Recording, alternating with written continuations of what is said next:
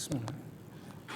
Assalamualaikum warahmatullahi wabarakatuh. Innal hamdalillah nahmaduhu wa nasta'inuhu wa nastaghfiruh wa na'udzu billahi min shururi anfusina wa sayyiati a'malina. Man yahdihillahu fala mudhillalah wa man yudlilhu fala hadiyalah. Ashhadu an la ilaha illallah wahdahu la syarikalah wa ashhadu anna Muhammadan abduhu wa rasuluhu la nabiyya wa la rasula ba'dah. Allahumma salli wa sallim ala nabiyyina Muhammadin wa ala alihi wa sahbihi wa man tabi'ahum bi ihsanin ila yaumil qiyamah. Ya ayyuhalladzina amanu taqullaha haqqa tuqatih wa la tamutunna illa wa antum muslimun. Ya ayyuhan nasu taqu rabbakumul ladzi khalaqakum min nafsin wahidah wa khalaqa minha zawjaha wa batha minhuma rijalan katsiran wa nisaa wattaqullaha allazi tasaaluna bihi wal arham innallaha kana 'alaikum raqibah.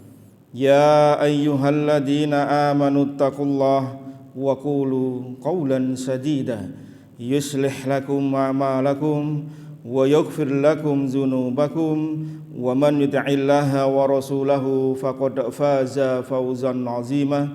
Amma ba'd, fa inna asdaqal hadisi kitabullah wa khairal huda huda Muhammadin sallallahu alaihi wasallam wa syarrul umuri muhdatsatuha wa kullu muhdatsatin bid'ah wa kullu bid'atin dhalalah wa kullu dhalalatin finnar. Allahumma inna nas'aluka ilman nafi'ah wa rizqan thayyiban wa amalan mutaqabbala. Allahumma anfa'na bima 'allamtana wa 'allimna ma yanfa'una wa zidna ilma. Alhamdulillah, pertama kita memuji Allah Subhanahu wa taala atas limpahan karunia, rahmat serta nikmat-nikmatnya kepada kita semua, yang jika kita hitung-hitung nikmat Allah Subhanahu wa taala, wa in ta'uddu ni'matallahi la tuhsuha, maka niscaya kita tidak akan mampu untuk menghitung nikmat-nikmat tersebut. Di antaranya nikmatnya iman, nikmatnya Islam, nikmatnya kita beragama di atas tuntunan sunnah Nabi sallallahu alaihi wasallam, serta nikmat di subuh hari yang sejuk ini Allah berikan kita kemudahan untuk hadir di majelis ilmu. Allah berikan kita nikmat sehat, Allah berikan kita nikmat luangnya waktu, yang semoga Allah jadikan duduknya kita di majelis ilmu ini sebagai pemberat timbangan kita nanti di hari kiamat. Salam serta salawat untuk Nabi kita yang mulia Rasulullah sallallahu alaihi wasallam beserta keluarga, para sahabat serta seluruh pengikutnya. Alhamdulillah, jamaah sekalian, Bapak Ibu yang dirahmati oleh Allah Subhanahu wa taala, kita akan melanjutkan pembahasan hadis-hadis dalam kitab Riyadhus Shalihin. Kita masuk di hadis yang ke-11. Wa an Abil Abbas Abdullah ibn Abbas ibn Abdul Muttalib radhiyallahu anhuma anin Nabi sallallahu alaihi wasallam fima yarwi ar-rabbih tabaraka wa ta'ala qala. Dari Abul Abbas Abdullah bin Abbas bin Abdul Muttalib radhiyallahu anhuma, bahwa dari Rasulullah sallallahu alaihi wasallam yang meriwayatkan dari Rabbnya tabaraka wa taala, beliau sallallahu alaihi wasallam bersabda, innallaha katabal hasanati wasayyiat summa bayyana dzalik. Sesungguhnya Allah tabaraka wa taala menulis setiap kebaikan dan kejelekan. Kemudian beliau menjelaskan, faman hamma bihasanatin falam ya'malha katabahallahu lahu indahu hasanatan kamilatan. Barang siapa berniat melakukan sebuah kebaikan namun dia tidak jadi melaksanakan kebaikan tersebut, maka Allah Ta'ala akan menulis baginya satu kebaikan yang sempurna di sisi Allah Subhanahu wa Ta'ala. Wa in hamma biha fa'amilaha katabahallahu asyra hasanatin ila sab'i mi'ati dhi'fin ila ad'afin kasirah. Dan barang siapa berniat melakukan kebaikan kemudian dia laksanakan kebaikan tersebut, maka Allah akan tulis baginya 10 sampai 700 kali lipat atau dilipat gandakan lebih dari itu. Wa in hamma bisayyi'atin falam ya'malha katabahallahu indahu hasanatan kamilatan. Dan barang siapa berniat melakukan sebuah kejelekan, sebuah dosa, namun dia tidak melaksanakan dosa tersebut, maka Allah akan tulis baginya satu kebaikan sempurna di sisi Allah Subhanahu wa taala. Wa in huwa hamma biha fa'amilaha katabahallahu sayyi'atan wahidatan. Dan jika dia berbuat kejelekan tersebut dilaksanakan, maka Allah akan tulis baginya satu dosa kejelekan saja. Rawahu Bukhari wa Muslim. Di Bukhari hadis nomor 6491, di Muslim hadis nomor 131. Bapak Ibu sekalian kaum muslimin yang dirahmati oleh Allah Subhanahu wa taala, ini adalah sebuah kabar, informasi dari Allah Tabaraka wa taala yang Allah menyampaikan kepada kita semua bahwa Allah mencatat amal-amal kebaikan kita, termasuk pula amal-amal keburukan kita. Semua amal yang kita lakukan, baik itu berupa kebaikan ataupun keburukan, dicatat di sisi Allah Subhanahu wa taala dan tidak akan ada yang terlewat dari apa yang kita perbuat. Maka hendaklah kita, faedah yang pertama adalah kita persiapkan diri kita dengan sebaik-baiknya dengan amal-amal kebaikan yang kita bisa mampu untuk kita kerjakan. Karena kelak kita akan ditanya jamaah sekalian tentang kehidupan dunia kita, dan kita harus siap untuk mempertanggungjawabkan di hadapan Allah Subhanahu wa taala. Maka hendaklah ketika kita hidup dalam kehidupan ini, Allah berikan kita nikmat umur, Allah berikan kita nikmat luangnya waktu, mari kita gunakan untuk mempersiapkan diri dengan sebaik-baiknya amal sebagai bentuk catatan kita di sisi Allah Subhanahu wa taala. Selagi nafas masih ada di badan kita, maka mari kita perbagus amal kita, perbanyak amal kita. Dan di antara Bapak Ibu sekalian yang dirahmati oleh Allah Subhanahu wa taala, mengapa Allah Subhanahu wa taala di antara hikmahnya merahasiakan umur seorang hamba? Karena tidak ada yang mengetahui umur seorang hamba kecuali Allah Subhanahu wa taala. Sebagaimana Allah Subhanahu wa taala firmankan di surah Luqman ayat yang ke-34, "Wa ma tadri nafsum ma za taksibu ghadan. Wa ma tadri nafsum bi ayyi ardin tamut. Innallaha alimun khabir." Dan tidak ada seorang pun yang mengetahui apa yang akan dikerjakannya esok.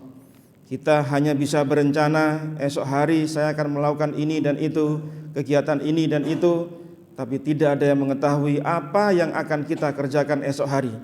Dan tidak ada yang mengetahui di bumi mana dia akan meninggal dunia. Entahkah di sini atau di tempat lain, atau mungkin dia menghendaki di tempat lain tapi Allah akan menginginkan di tempat lain pun juga kita tidak mengetahui. Karena sesungguhnya Allah Maha mengetahui lagi Maha mengenal. Dan terkadang Bapak Ibu sekalian, kematian itu memang tidak bisa diketahui dengan tanda-tandanya. Betapa banyak kita jumpai seseorang yang tadi masih jumpa dengan kita, masih ngobrol dengan kita, tersiar kabar beliaunya tidak ada. Betapa banyak juga kita jumpai orang yang sakit lama kemudian masih kita ketemu lagi.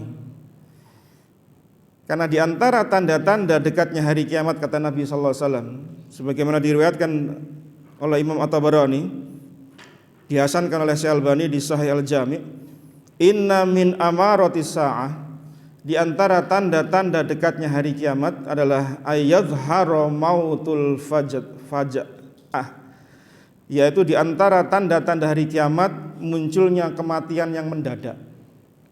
Dan kita bisa jumpai betapa banyak kita mengetahui berita, mendengar ya, orang yang awalnya sehat-sehat saja tahu-tahu tidak ada.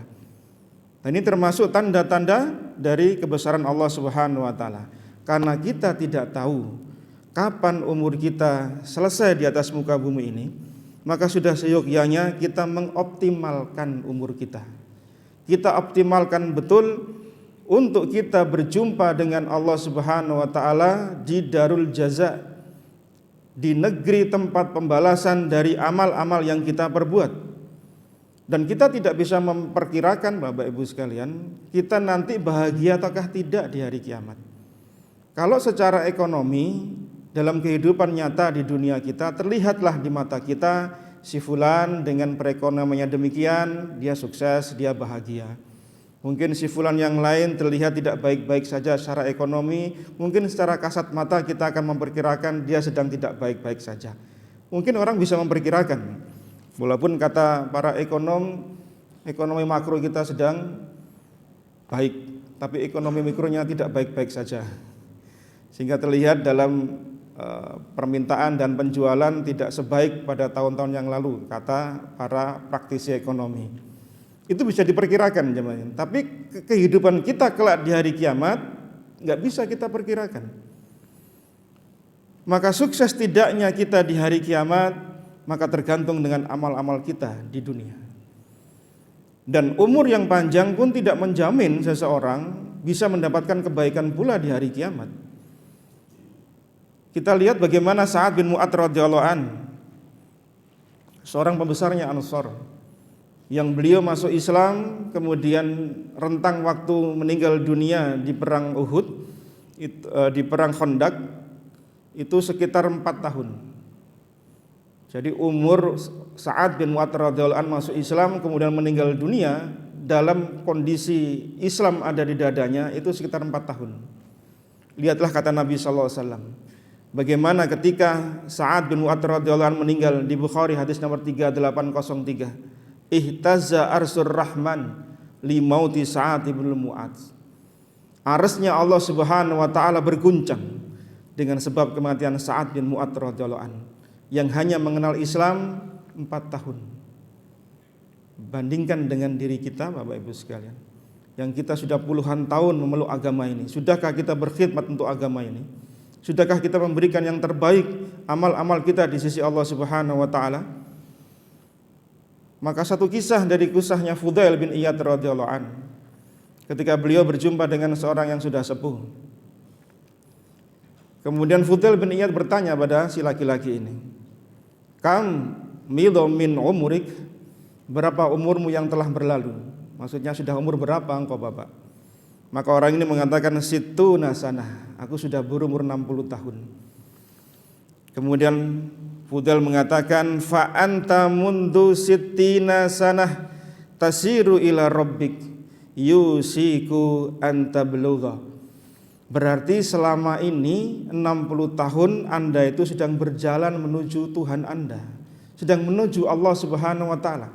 Jadi 60 tahun yang kita lalui dengan umur kita sekarang itu kita sejatinya bukan bertambah.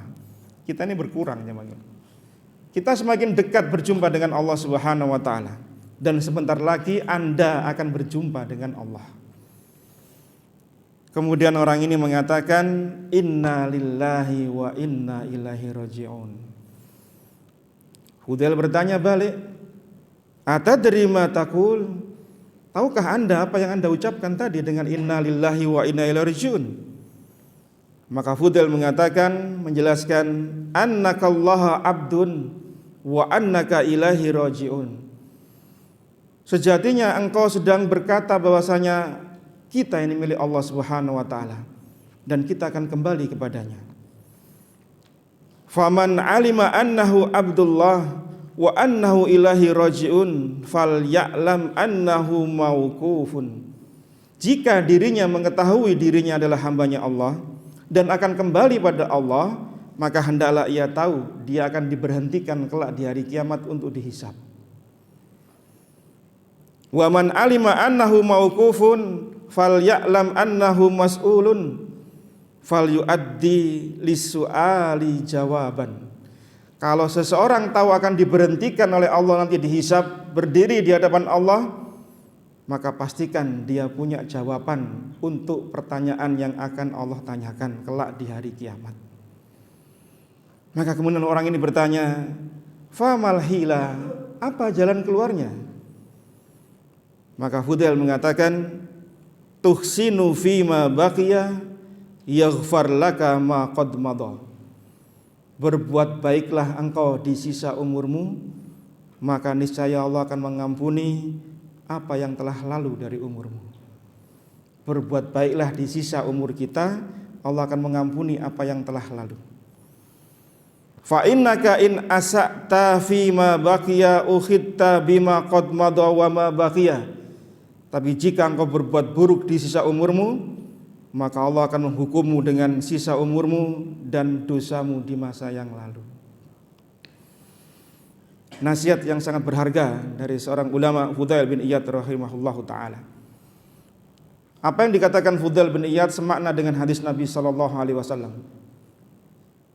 Beliau katakan di riwayat Imam At-Tabrani, disahihkan oleh Syekh Albani di Targhib wa Tarhib, beliau SAW bersabda, man ahsana fima baqiya ghufira lahu ma qad madha wa man asaa fima baqiya ukhidha bima qad madha wa ma baqiya. Kata Nabi SAW, barang siapa yang berbuat baik di sisa umurnya, maka Allah akan mengampuni dosa-dosanya yang telah lalu. Tapi barang siapa berbuat jelek di sisa umurnya, maka Allah akan menyiksa dia dengan dosanya itu dan dosa yang dia lakukan di masa yang lalu. Subhanallah jemaah sekalian. Ternyata umur kita ini senantiasa terkait. Waktu yang kita lalui dan yang akan datang terkait terus. Secara umur mungkin orang secara persentase orang yang lebih sepuh mungkin lebih cepatnya daripada yang muda. Secara persentase, Pak. Tapi kalau secara head to head belum tentu. Yang tua lebih dulu daripada yang muda. Ada anak masih kecil meninggal, masih muda meninggal, yang sepuh sakit tidak meninggal. Sampai pernah di perumahan saya itu di rumah ibu saya di Kebraun itu, ada orang lama sakit, Pak. Kemudian tersiarlah kabar di grup WhatsApp keluarga warga, beliaunya meninggal dunia. Langsung istirja semua di grup warga itu. 5 menit kemudian diralat sama keluarganya. Mohon maaf, bapak belum meninggal. 30 menit kemudian akhirnya meninggal gitu. Jadi antara mau ketawa sama ndak itu bingung warga itu. Jadi mau menghapus yang innalillahi jadi nggak jadi gitu. Lihat, orang yang secara head to head dengan kita mungkin tidak baik-baik saja secara kesehatan, belum tentu dia mendahului kita daripada kita. Maka ini peringatan bagi siapa saja yang sudah berumur 60 tahun. Wabil khusus ya. Karena kata Nabi SAW di Bukhari hadis nomor 6419, a'dzarallahu ila imri'in akhara ajalahu hatta ballaghahu sittina sanah. Allah memberi uzur kepada seseorang yang dia diakhirkan ajalnya sampai umur 60 tahun. Kalau sudah 60 tahun kok tidak berubah jadi baik, alasannya nggak diterima sama Allah. Dan rentang waktu itu dimulai di usia 40, sudah mulai prepare, 20 tahun ke depan dia perbaiki semua amal-amalnya. Kalau sudah 60 kok nggak berubah, Allah nggak nerima alasan. Ya Allah, kenapa saya nggak dipanjangkan umur biasa taklim di Al-Burhan? Allah nggak nerima alasan itu. Sudah dipanjangkan umur sama Allah, dia tidak gunakan untuk kebaikan-kebaikan. Bahkan di usia 40 tahun jemaah sekalian, ada asar dari seorang tabi'ut tabi'un atau Al-Khurasani rahimahullah ta'ala. Ia mengatakan, kana ahlul Madinah idza balagu ahaduhumul arba'ina tafarragha lil ibadah. Dahulu penduduk Madinah apabila mereka telah menginjak usia 40 tahun, maka mereka mulai menyibukkan diri untuk ibadah pada Allah Subhanahu wa taala. Mereka dahulu orang-orang Madinah, kata seorang tabi'ut tabi'in ini, kalau sudah masuk usia 40 tahun mulai meninggalkan pernak-pernik dunia sedikit demi sedikit untuk persiapan 60 tahunnya. Kalau kita kayaknya kebalik ya. 40 tahun mulai mengalami puncak karir soalnya. Mau ditinggal kok eman sawangannya. Bapak Ibu sekalian yang dirahmati Allah Subhanahu wa taala. Sebenarnya tidak masalah sih kita diberi umur panjang oleh Allah dengan umur sekian. Tapi permasalahannya, bisakah kita mengoptimalkan umur kita itu saja? untuk kita persiapkan bekal bertemu dengan Allah dengan amal-amal soleh tadi. Karena setiap kebaikan tercatat, setiap keburukan tercatat. Maka sebisa mungkin kita optimalkan umur kita dengan sebaik-baiknya agar catatan kebaikan-kebaikan itu ada banyak di sisi Allah Subhanahu wa taala. Ada beberapa tips yang bisa kita bagikan di subuh hari ini insyaallah taala, semoga bermanfaat untuk diri saya pribadi dan panjenengan semua. Yang pertama, jangan pernah menunda-nunda sebuah kebaikan. Jangan pernah sekali-kali menunda sebuah kebaikan, sekecil apapun. Karena artinya ketika panjenengan, saya dan kita semua diberikan sebuah kebaikan, sejatinya Allah sedang memberikan cahaya hidayah sebuah kebaikan untuk kita. Dan kita tidak tahu Bapak Ibu sekalian, pintu kebaikan itu kapan ditutup untuk kita. Khalid bin Mikdam rahimahullah ta'ala, seorang tabi'ut tabi'in, beliau berkata, "Idza futiha li ahadikum babu khairin fal yusari' ilaih." Apabila dibukakan bagi salah seorang di antara kalian satu pintu kebaikan, maka segeralah memasukinya. Fa innahu la yadri mata yughlaqu anhu, karena kita tidak tahu kapan pintu itu tertutup untuk kita. Begitu terbetik dalam hati kita sebuah kebaikan, langsung eksekusi, langsung berbuat kebaikan, langsung kerjakan, karena kita tidak tahu kapan kebaikan itu tertutup untuk kita. Terkadang terbetik di hati kita ingin sedekah. Terbayang ada sisa rezeki, ada kelebihan rezeki dari kebiasaan kita. Saya mau sedekah untuk saudara, kerabat, teman, sahabat. Nomor rekeningnya sudah ada di HP kita. Kemudian nantilah malam sambil layah-layah. Ternyata malam ketiduran. Bangun pagi istri bilang, "Yah, ayo ke mall, kan ayah punya rezeki." Akhirnya ngikuti istri yang tadinya untuk sedekah nggak jadi, posnya untuk belanja. Atau terkadang niat itu hilang begitu saja. Terkadang terbetik dalam hati kita ingin membaca Al-Quranul Karim, sudah wudhu jemaah sekalian. Kemudian ada notifikasi WA muncul di HP kita, kok bertubi-tubi kayaknya penting, dibukalah scroll satu persatu. Hingga tanpa terasa 2 jam ada di HP kita. Al-Qur'annya nantilah tutup akhirnya. Betapa banyak kita sering ingin bertobat dari sebuah dosa, tapi kemudian kita tunda-tunda hingga ada sebagian dari kita sebelum matahari terbit sudah bertemu dengan Allah Subhanahu wa taala tanpa sempat bertobat dari satu dosa yang kita miliki. Maka ketika ada kesempatan berbuat baik Bapak Ibu sekalian, segera kerjakan, karena kita tidak tahu kapan pintu kebaikan tertutup untuk kita. Karena boleh jadi setan memalingkan niat kita, atau kita memiliki kebutuhan dan kesibukan yang lain hingga kemudian niat awal menjadi lalai.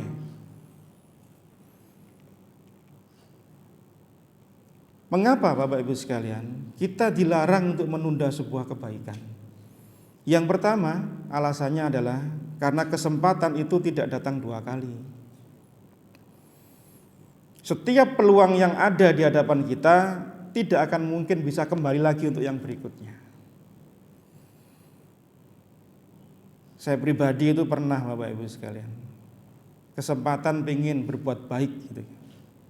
Katakan sedekah lah. Kemudian terlewatkan karena satu dan lain hal. Ketika akan mengulangi, nggak ada. Niat itu sudah hilang dengan berbagai macam kebutuhan atau kepentingan yang lain. Dan itu mungkin relate untuk kita semua. Maka senyampang masih ada kesempatan, maka segeralah ambil. Karena tidak ada kesempatan kedua, nggak ada. Di Sahih Muslim hadis nomor 118, ketika Nabi mengisyaratkan tentang datangnya zaman-zaman fitnah. Di Muslim nomor 118 beliau mengatakan, badiru bil a'mali fitanan kaqita'il lailil muzlim bersegeralah kalian melakukan amal soleh sebelum datangnya musibah, yang musibah itu datang seperti potongan-potongan malam yang gelap. Kalau panjenengan lihat malam, langit itu kita nggak tahu batasnya di mana. Padahal malam itu, langit itu ada kayak potongan-potongan, anyaman-anyaman. Tapi saling sambung menyambung, saking gelapnya kita nggak tahu sambungannya sebelah mana. Seperti itulah fitnah datang di akhir zaman. Orang nggak sempat untuk beramal. Karena apa? Derasnya fitnah, derasnya cobaan, hingga ketika dia akan beramal, tertimpa musibah berikutnya, akhirnya kemudian amalnya jadi hilang. Begitu seterusnya. Maka mumpung itu belum jadi, belum datang, bersegeralah beramal, kata Nabi sallallahu alaihi wasallam. Yang kedua, waktu yang Allah berikan itu amanah. Maka ketika Allah Subhanahu wa taala berikan kita nikmat waktu untuk beramal, segera kerjakan. Karena sebagaimana kata Nabi sallallahu alaihi wasallam di Bukhari hadis nomor 6412, nikmatani maghbunun fihi ma katsirun minan nas as-siha wal farad. Dua nikmat yang banyak manusia lalai.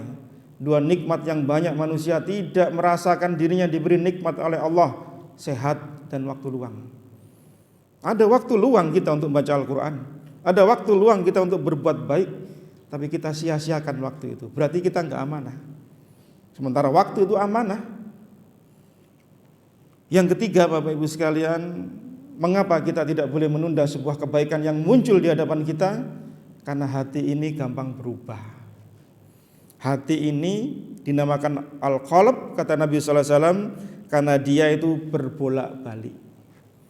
Nabi menggambarkan di Musnad Imam Ahmad bahwasanya hati itu innama masalul qalbi kama saliri syatin mu'allaqatin fi asli sajarah yuqallibuha ar-rihu dhahra li batnin. Nabi menggambarkan hati kita ini seperti sebuah bulu, satu bulu, kemudian tertimpa angin di padang pasir, nempel di sebuah pohon, terus kena angin terus. Nah, maka bulu itu kan begini terus. Nah, itu hati kita. Itu hati kita gini terus, Pak. Enggak ada berhentinya. Maka kita kan berdoa pada Allah kan. Allahumma ya muqallibal qulub, tsabbit qalbi ala dinik. Ya musarrifal qulub, sarrif qulubana ala taatik. Doa yang Nabi, kata Ummu Salamah, sering mengulang-ulang doa ini. Ya Rasulullah, mengapa Anda sering mengulang-ulang doa ini? Kata Nabi sallallahu alaihi wasallam, karena hati kita ada di antara jemari-jemari Allah Subhanahu wa taala. Sekehendak Allah membolak-balikkan hati seorang hamba. Para ulama kemudian membedakan makna dari ya muqallibal qulub dengan musarrifal qulub. Makna dari ya muqallibal qulub, sabbit qalbi ala dinik. Kita mohon pada Allah agar dihindarkan dari syahwat dan subhat. Karena godaan yang paling banyak pada diri manusia adalah syahwat dan subhat. Maka memperbanyak doa ya muqallibal qulub, tsabbit qalbi ala dinik. Kemudian ya musarrifal qulub, sarrif qulubana ala taatik. Kita mohon pada Allah yang membolak-balikkan hati agar kita dibalikkan itu posisinya ada di atas ketaatan pada Allah. Apa maknanya? Agar kita berpindah dari satu ketaatan, bosan pindah ke ketaatan yang lain. Habis satu ketaatan pindah bosan ketaatan berikutnya. Jadi dipalingkan kita pada ketaatan yang lain. Sehingga jeda waktu kita berhenti itu tidak di atas hal-hal yang enggak manfaat. Seseorang berhenti dari membaca Al-Quran, capek barangkali.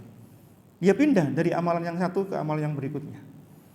Mungkin dia bisa zikir, mungkin zikir capek, mungkin dia bisa berbuat ihsan dengan keluarganya. Dia capek melakukan itu, bisa mengerjakan amal yang lain. Maka doanya ya musarrifal qulub, sarrif qulubana ala taatik. Palingkan hatiku ya Allah untuk dari satu ketaatan ke ketaatan berikutnya. Karena kalau seseorang berhenti dari sebuah ketaatan, kalau enggak diisi dengan yang sunnah, jatuhnya pada yang bid'ah. Karena hati iman itu yazidu wa yanqus, iman naik dan turun. Karena hati berbolak-balik, maka jangan nunda. Itu. Yang keempat, mengapa kita dilarang menunda sebuah kebaikan?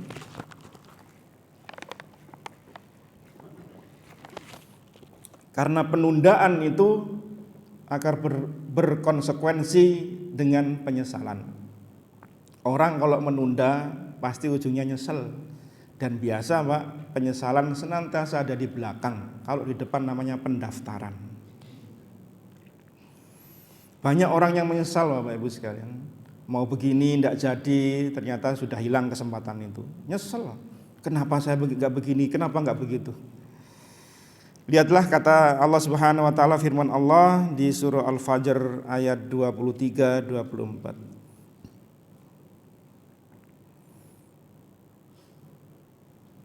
Yaqulu ya laitani qaddamtu li hayati. Alangkah andai, ini mereka berandai-andai, sekiranya dahulu ketika aku hidup aku beramal soleh. Senantiasa Bapak Ibu sekalian, penyesalan itu pasti di belakang. Kenapa? Kalau ada orang nyesel di depan, nggak ada orang yang nyesel, nggak ada orang yang masuk neraka barangkali. Maka sampai Imam Ibnu Qayyim mengatakan, min a'dhamil asya'i dhararan 'alal 'abdi batalatuhu wa faraghuh. Bahaya yang menimpa seorang hamba yang paling besar adalah waktu luang, nganggur, dan waktu yang terbuang percuma. Itu paling besarnya bahaya yang mengancam seorang hamba. Karena ketika ada waktu luang tidak dia gunakan untuk kebaikan-kebaikan, pasti yang ada adalah keburukan. Itu pasti. Contohnya, kita ada waktu space 5 menit lah misalnya, nganggur misalnya. Pilihannya banyak Bapak Ibu sekalian. Mau zikir, mau merenungi ayat-ayat Allah, mau baca Quran, atau lihat status WhatsApp kita, atau lihat lapak online kita misalnya. Pasti pilihannya apa? Ya dunia dulu lah. Itu sering kali kita jumpai. Sementara ketika 5 menit berlalu, nyesel kita. Loh kenapa tadi saya nggak buat zikir? Kenapa tadi saya nggak buat begitu? Nyesel. Maka disibukkannya seseorang dengan sesuatu yang tidak manfaat, menghilangkan keberkahan hidupnya. Ini yang pertama. Tips yang kedua, agar kita bisa memaksimalkan umur kita untuk mendapatkan pahala besar di sisi Allah Subhanahu wa taala, jangan meremehkan sekecil apapun sebuah kebaikan. Kalau tadi poin pertama ada kebaikan langsung kerjakan, poin yang kedua ini sekecil apapun sebuah kebaikan jangan pernah meremehkan.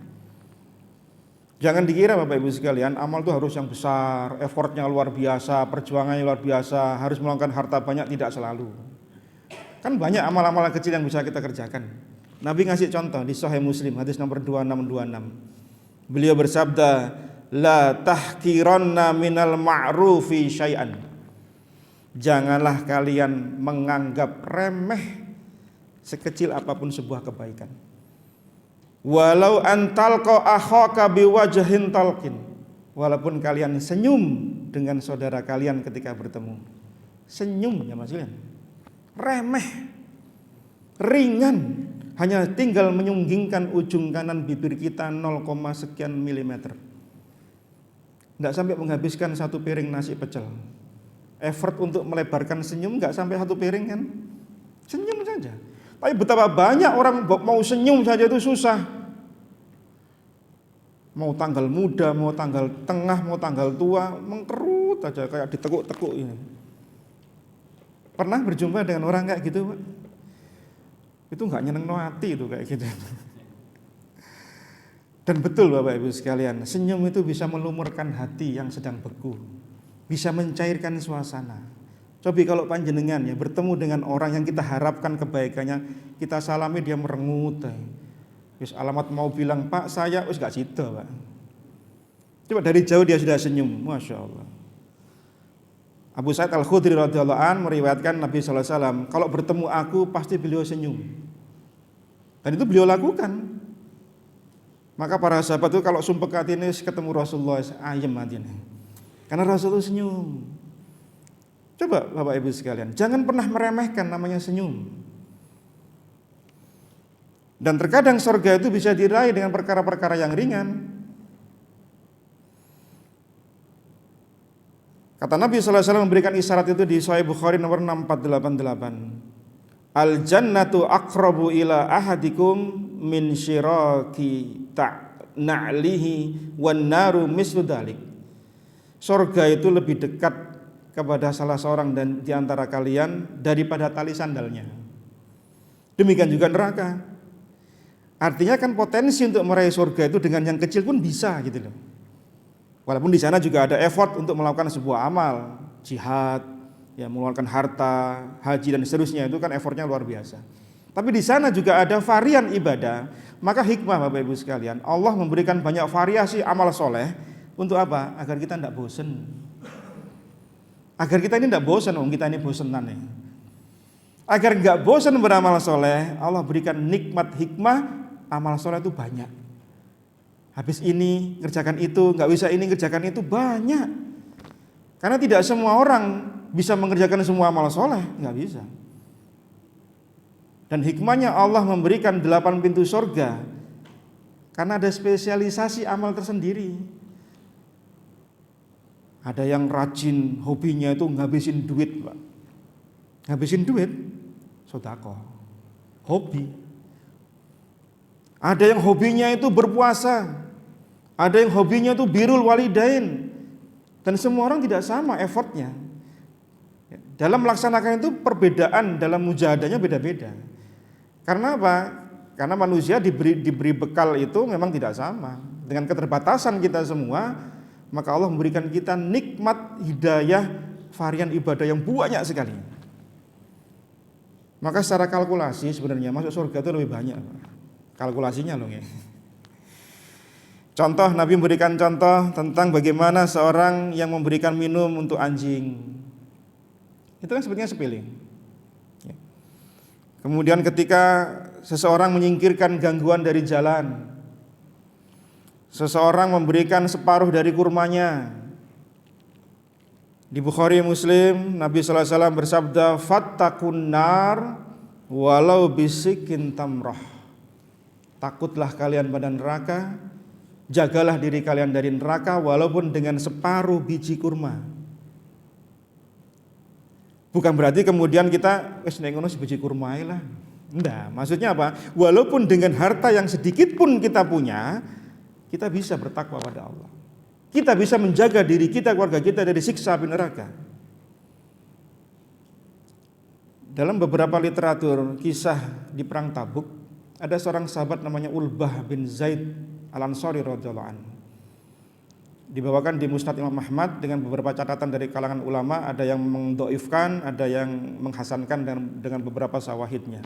Tapi sering dibawakan oleh para ulama di kisah tarik sejarah tentang yang terkait dengan perang Tabuk. Ulbah bin Zaid radhiyallahu anhu ketika melihat Abu Bakar membawa 4.000 dirham harta seluruhnya untuk perang, 4.000 dirham dikurskan dengan harga sekarang sekitar 650 juta. Utsman datang dengan 1.000 dinar, 900 ekor onta, 100 ekor kuda, dikurskan sekitar 12 miliar. Abdurrahman bin Auf membawa sekian ukiyah perak, dikurskan sekitar 2M. Dan sahabat-sahabat yang lain yang tidak punya sebagaimana mereka para sahabat yang memiliki harta membawa segantang kurma. Satu gantang itu sekitar 3,25 kg. Ada yang bawa 60 gantang, 50 gantang dan seterusnya. Ada yang cuma segenggam. Nah, ini kebiasaan orang-orang munafik jamaah sekalian, mencaci maki orang-orang mukmin yang berinfak walaupun cuma sedikit. Ngapain kamu infak cuma sedikit? Allah enggak butuh yang sedikit itu. Ketika ada yang enggak bisa infak, dicela pula, kamu enggak infak. Repot orang munafik itu, Pak. Infak dicela, enggak infak juga dicela gitu ya. Maka yang mencela itu kebiasaan orang munafik soalnya. Maka Ulbah bin Zaid melihat para sahabat, maka dia pulang pergi ke rumahnya, nyari apa yang bisa diberikan untuk sedekah di perang Tabuk. Enggak ada apa-apa di rumahnya. Termasuk sahabat yang fakir. Menangis beliau. Sedih karena apa? Melihat para sahabat berlomba-lomba sedekah, baik si kaya maupun si miskin, dia enggak punya apa-apa.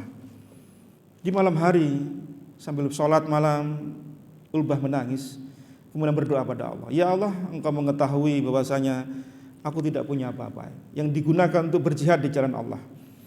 Maka aku sedekahkan ya Allah. Kehormatanku yang mungkin dicaci maki orang, diinjak-injak orang, dibuli orang, tak sedekahkan ya Allah.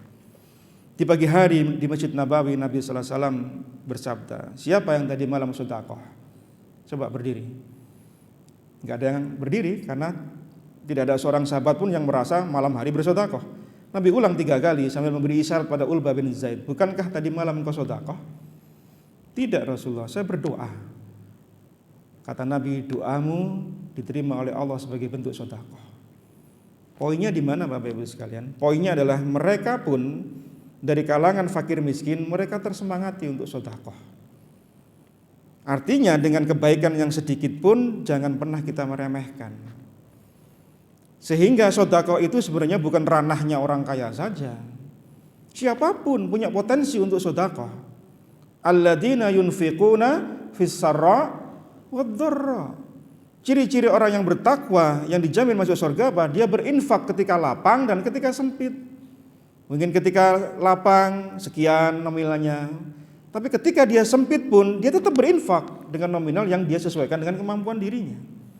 Sehingga jangan pernah meremehkan sebuah kebaikan sekecil apapun. Nah, yang ketiga, bagaimana kita bisa mengoptimalkan sisa umur kita untuk meraih kebaikan-kebaikan amal-amal di sisi Allah? Yaitu pelitlah terhadap waktu. Jangan boros waktu. Pelitlah dengan waktunya, Mas. Hasan Al-Basri rahimahullah ta'ala berkata, adraktu aqwaman kana ahaduhum ashahha ala umurihi minhu ala darahimi wadananiri. Aku menjumpai orang-orang, yaitu para sahabat, yang sangat bakhil, pelit terhadap waktu dan umurnya daripada mereka pelit terhadap dirham dan dinarnya. Jadi para sahabat Nabi sallallahu alaihi wasallam itu sangat perhitungan dengan waktu. Artinya apa? Tidak buang waktu dengan percuma. Itu maksudnya. Tapi kalau untuk urusan harta, dinar, dirham, mereka loman sekali. Tapi untuk urusan umur, waktu, mereka pelit. Karena waktu ini Bapak Ibu sekalian, kata Imam Syafi'i rahimahullah ta'ala, al-waktu kas-sayf. Waktu itu ibarat pedang.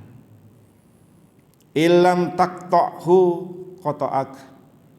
Jika engkau tidak memotongnya, maksudnya tidak digunakan untuk kebaikan, kita isi dengan amal-amal soleh, maka dia pedang itu, waktu itu akan memotong kita. Kalau waktu itu kita gunakan untuk kebaikan, kita akan membuang waktu percuma. Ujungnya kita tidak mendapatkan keberkahan dari umur kita. Maka sibukkan Bapak Ibu sekalian dengan hal-hal yang bermanfaat. Karena di antara tanda kebaikan akhlak seorang hamba, eloknya akhlak seorang mukmin, min husni islamil mar'i tarkuhu ma la ya'ni. Tirmizi nomor 2317. Di antara tanda baiknya Islam seorang hamba adalah ketika dia meninggalkan hal-hal yang tidak bermanfaat untuk dirinya. Kalau enggak manfaat, tinggalkan. Enggak usah ngurusin urusan orang lain yang enggak ada hubungannya sama kita. Contoh praktis, panjenengan naik mobil, teman sebelah kita atau semobil berderinglah handphonenya. Kemudian dia menjawab telepon. Paling sebagian kita di mobil itu refleks bertanya, sopo iku mau? Paling begitu, refleks. Kan gak ada hubungannya sama kita, diem saja. Kecuali yang bersangkutan cerita, oh tadi teman saya, oh tadi istri saya cerita, telepon dan sebagainya, baru kita komentari. Kalau nggak ada, nggak usah komentar, Bapak Ibu sekalian. Buang-buang waktu. Betapa banyak kita jumpai di media sosial, orang komentar semua di Facebook itu. Yang bukan ahlinya komentar semua. Sampai orang mengatakan maha benar netizen dengan segala komentarnya. Karena kalau antum ngasih dalil apapun, pasti dikomentari sama netizen itu. Mau benar mau enggak pasti dikomentari. Bu mereka itu bidangnya apa kita enggak tahu. Enggak ada hubungannya sama kita, cuma sekalian. Dan demi Allah Bapak Ibu sekalian ya, era sebelum adanya media sosial, kehidupan seorang hamba dengan keluarganya, dengan segala apa yang mereka miliki, itu kan kayaknya nikmat-nikmat saja gitu. Tapi begitu ada media sosial, eranya Facebook, apalagi sekarang ada TikTok dan seterusnya, orang pasang kehidupan sosialnya di media sosial. Kemudian pagi hari atau setiap akhir pekan healing, pergi ke destinasi tempat ini dan itu, pasang status. Yang biasanya di rumah dahulu tenang-tenang saja tanda petik, lihat status temannya, kok enak ya, ben minggu jalan-jalan, kok enak ya, ben minggu makan-makan. Protes sama suaminya, ya kita ndak kemana dah, kok teman kita tuh pergi sono ke sini, padahal kehidupannya kayak gitu-gitu aja. Lihat Bapak Ibu sekalian, dulu ketika tidak ngomentari dan melihat status orang lain, ayem matinya, karena nggak lihat orang lain. Coba sekarang, kadang istri saya juga kayak gitu Pak soalnya. Tiap minggu rono ini, saya bilang, wahai istriku, cinta itu tak akan pergi kemana. Jadi kita nggak akan kemana-mana. Istri saya ketawa sambil marah.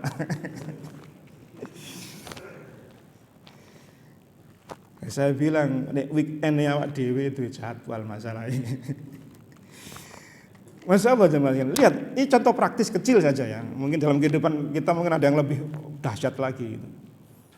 Ada yang pinjam uang gitu Pak ya, belum balik-balik, tapi tiap tanggal muda pasang status makan-makan sama keluarganya. Gak nyakiti orang yang punya uang lah gitu. Pasang status Pak. Dan itu cerita itu yang punya status, loh Ustaz, ini punya uang ke saya ini sekian lama gak balik-balik. Dia sempat sama keluarganya makan-makan. Kenapa gak nyicil ke saya? Ya enggak tahu Pak, saya bilang gitu. Lah panjenengan si adik lihat statusnya, mbok panjenengan gak usah lihat, saya bilang gitu. Jadi gak mangkel. Karena kita ini sering lihat status Bapak Ibu sekalian. Lihat panjenengan, kan gak lihat gitu, enak panjenengan hidupnya. Anteng, karena apa? Kita gak sering bandingkan sama orang lain.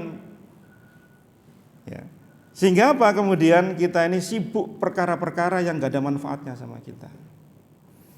Kalau panjenengan diberi nikmat jadi pengurus majelis taklim, monggo panjenengan berkhidmat untuk majelis taklim.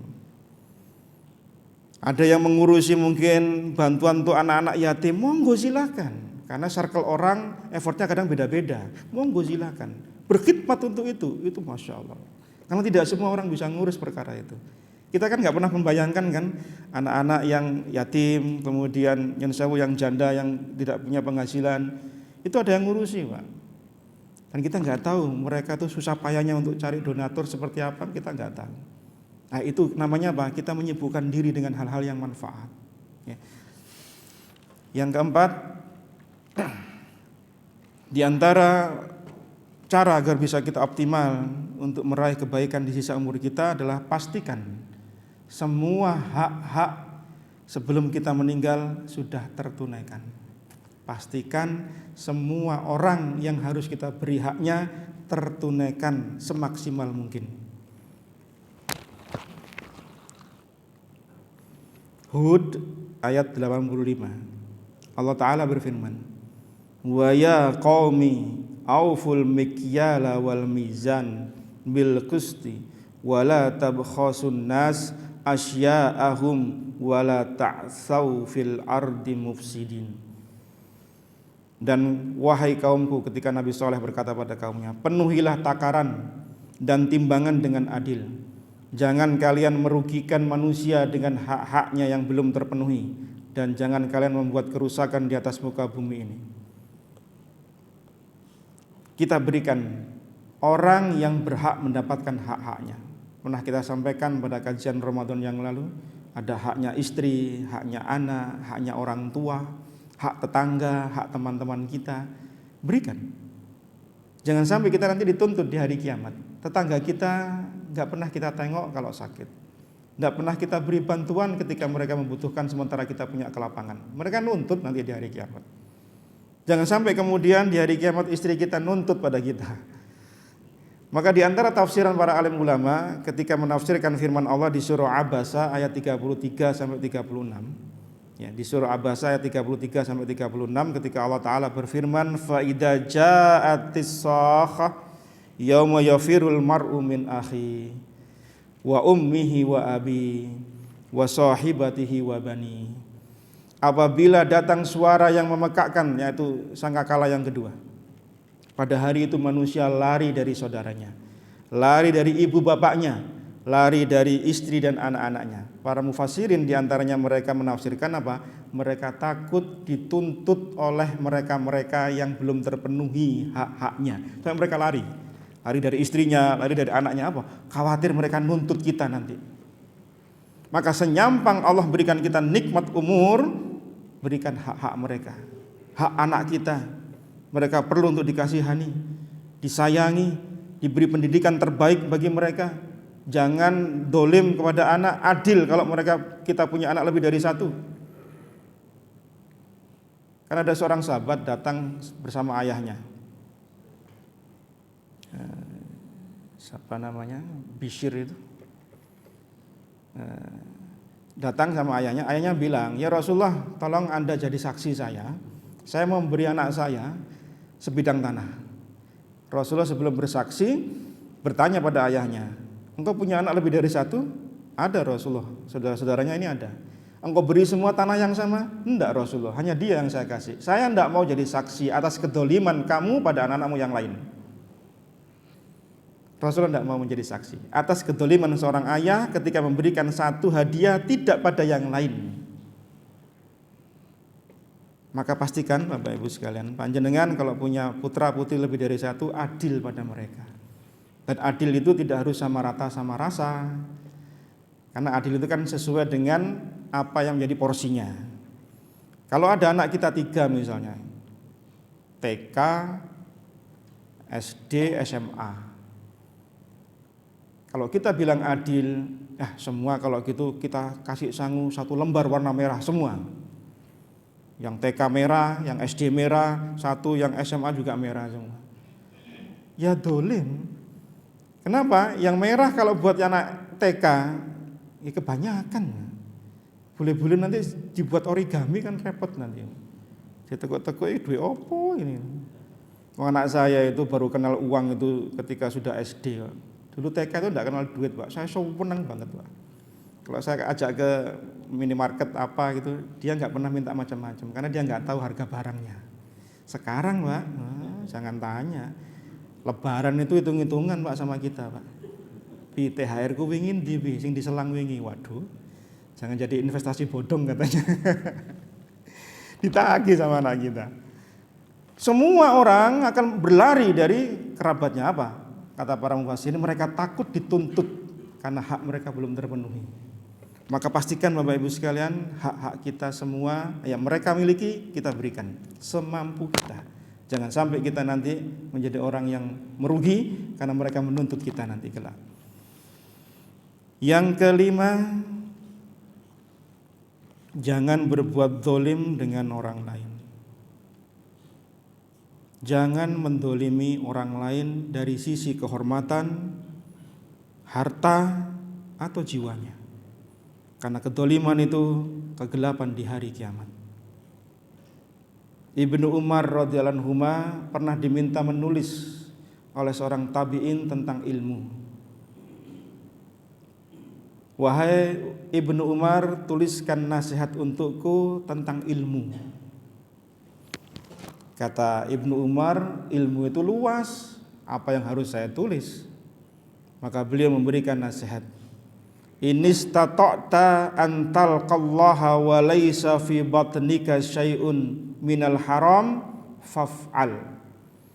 Karena ilmu itu luas, saya enggak bisa ngasih satu persatu. Saya kasih cluenya saja.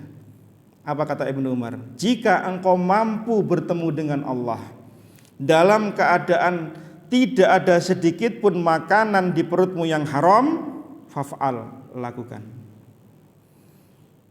Jika kita mampu di perut kita tidak ada kedoliman harta orang lain, faf'al, lakukan. Wa inistata'ta an talqahu wa laisa 'alaika mudlimatun li ahadin faf'al. Jika engkau bertemu dengan Allah mampu membawa tidak mendolimi orang, faf'al, lakukan. Wa inistata'ta an talqahu wa lisanuka wa laisa fihi adan li ahadin faf'al. Jika engkau mampu bertemu dengan Allah sementara lisanmu tidak pernah nyakitin orang, lakukan. 3 nasihat Ibnu Umar ini ternyata berkait dengan apa? Hak orang lain. Harta, kehormatan, jiwa. Jika mampu kita lakukan, faf'al, maka kita akan selamat bertemu dengan Allah Subhanahu wa taala. Itu sudah mencakup ilmu yang banyak, Bapak Ibu sekalian. Jadi Ibnu Umar meringkas dengan perkataan beliau, kalau engkau mampu bertemu dengan Allah, tidak ada makanan haram di perutmu, tidak mendolimi orang lain, lesanmu terjaga dari hal-hal yang buruk, maka lakukan. Insya Allah bertemu dengan Allah dalam keadaan selamat. Maka pastikan Bapak Ibu sekalian kita enggak dolimi orang. Yang keenam, jangan pernah mengharap pujian dan sanjungan atas amal yang sudah kita lakukan. Jangan pernah menganggap amal kita wow. Ramadan kita wah sudah luar biasa. Kita memandang sebelah mata orang yang kita habis pulang taraweh, kok gak taraweh sih wong iki. Barusan kita beribadah pada Allah, hati kita merasa lebih daripada orang yang mungkin kita jumpai di jalan, sedang sibuk bekerja, mencari nafkah, dia jadi tulang punggung keluarganya satu-satunya, kita mencibir, kok gak tarawih sih ini. Hati kita Bapak Ibu sekalian, barusan kita ibadah. Hati-hati Bapak Ibu sekalian, dari sombong, penyakit hati, riya, sombong dan seterusnya. Hati-hati betul. Hati ini sangat-sangat rawan. Ada seseorang di sebuah tempat, itu kalau jawab WA, seharian gak dijawab. Jawabnya nanti jam 2 malam. Jadi berondongan gitu, rombongan dia jawab WA. Baru dibukalah oleh si pengirim ba'da subuh. Jam 2 dilihat notifikasi jamnya 02.00. Pasti pikirannya, mungkin pas sholat malam orang ini baru balas. Khawatirnya kita, nanti orang mengira kita melakukan sebuah amal soleh yang mungkin kita nggak melakukan. Kita bangun barangkali jam 2 karena kebelet ke belakang. Mungkin karena nyamuk atau karena sumuk. Kemudian kita bangun, no WA dijawab. Orang lain yang tahu, ngiranya kita apa? Bangun malam sholat tahajud barangkali. Padahal kita mampu jawabnya tadi siang, sore bisa kita gak jawab. Kita hindari pujian yang kita dapatkan sementara kita tidak mendapatkan amal dari apa yang dipuji oleh orang. Dan betapa banyak kita ini haus validasi, haus sanjungan dan pujian dari amal-amal soleh. Setan akan menghancurkan amal kita, Bapak Ibu sekalian.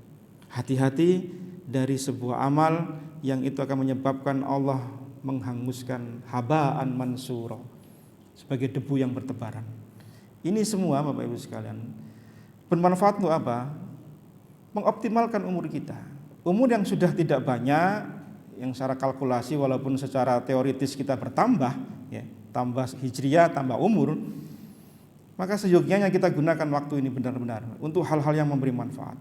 Mudah-mudahan duduknya kita di majelis ilmu ini, bangunnya kita tadi pagi sebelum subuh sudah sampai di tempat ini, semoga Allah jadikan amal yang makbulan, amal yang senantiasa diridhai dan diterima oleh Allah Subhanahu wa taala, agar kita senantiasa diberi kebersihan hati. Ada satu nasihat dari Imam Ibnu Qayyim Al-Jauziyah rahimahullah taala. Beliau mengatakan, terkadang seseorang itu diberikan penyakit fisik, ya, dalam rangka untuk menyembuhkan penyakit hatinya. Terkadang seseorang diberi penyakit fisik itu untuk menyembuhkan penyakit hatinya. Dari apa? Sombong. Merasa saya ini begini begitu. Ketika diberi penyakit fisik, dia sadar. Dia kembali pada Allah Subhanahu wa taala. Lihat Fir'aun. Sombongnya waliyadzubillah. Tidak ada manusia mengaku dirinya jadi Tuhan kecuali Fir'aun. Karena diriwayatkan di riwayat-riwayat Israiliyat, Fir'aun itu tidak pernah sakit, kecuali satu kali sakit mules. Itu pun cuma sekilas saja, habis itu sehat terus. Karena sehatnya dia, hatinya kemudian ujub, sombong. Maka benar kata Imam Ibnu Qayyim Al-Jauziyah, seseorang terkadang diberi penyakit fisik untuk menyembuhkan penyakit hatinya. Kalau enggak diberi penyakit fisik, kemudian hatinya apa? Terus merasa jumawa. Lihat kaumnya Nabi Saleh. Kemudian kaumnya Nabi yang Allah berikan kekuatan fisik yang luar biasa, bisa mahat gunung-gunung cadas jadi istana, itu besar loh jemaah sekalian. Ya, ilmu arsitektur sekarang nggak bisa jangkau itu. Kemudian mereka mengatakan apa? Siapa yang lebih kuat dari kami? Dengan sombongnya mengatakan, siapa yang lebih kuat dari kami? Ya jelas Allah lah, Allah yang menciptakan dia yang kuat, berarti yang menciptakan lebih kuat lagi. Tidak sadar mereka. Kenapa? Tidak pernah kena penyakit fisik. Ini bukan berarti panjenengan minta penyakit fisik, enggak. Cuma kalau pas Allah berikan kita cobaan penyakit fisik, ya, yang sifatnya fisik, mudah-mudahan Allah itu menjadikan hati kita jadi lembut. Ya. Maka duduknya kita di majelis ilmu ini salah satunya adalah untuk melembutkan hati kita. Semoga Allah Tabaraka wa Ta'ala memberikan kita kebaikan-kebaikan dunia dan akhirat, sehingga kemudian bertambahlah kebaikan-kebaikan di catatan amal kita di sisi Allah Subhanahu wa Ta'ala. Ini Bapak Ibu sekalian, faedah yang pertama dari hadis yang kita bahas di pagi hari ini. Semoga bermanfaat. Insya Allah kita akan lanjutkan pada waktu yang akan datang. Kita langsung tutup doa, atau ada yang bertanya? Bapak yang biasa di sana kok mboten wonten. Pak sinten? Pak Untung. Kok tumben absen beliau? Biasanya datang sebelum saya tadi. Mas saya cari kok mboten wonten. Ya, semoga beliau dengan segala keadaannya diberikan keberkahan umur. Amin. Demikian Bapak Ibu sekalian yang dirahmati Allah Subhanahu wa Ta'ala, semoga bermanfaat. Mohon maaf jika ada yang kurang. Barakallahu fikum, jazakumullahu khair.